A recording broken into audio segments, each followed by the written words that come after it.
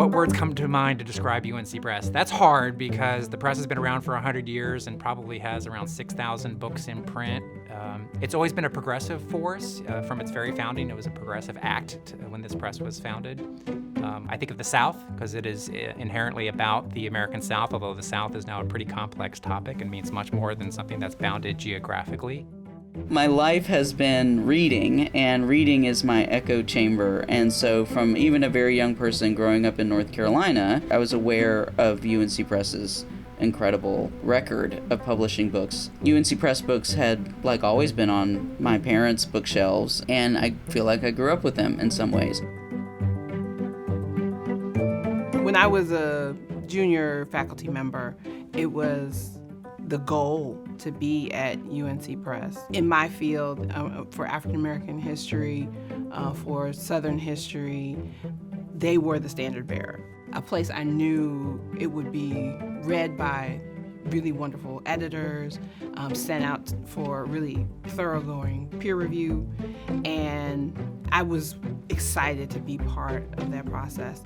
You know, all of our books are peer-reviewed, and so we don't publish diatribes. We don't let people kind of pump their fists and be angry. We want people who are making arguments based on data and research, and that's what the peer review process reinforces to make sure that we're not being biased into a particular point of view.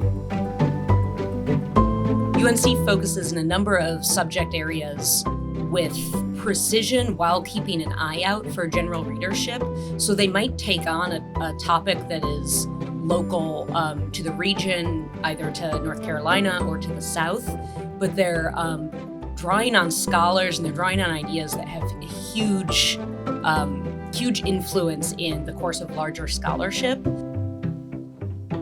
The reality is that trade presses don't pay attention to individual authors in the same way that at least UNC Press did with me. And if your book doesn't rise to the top in pre-orders or early buys, they pretty much don't cultivate your book, don't really help you with publicity.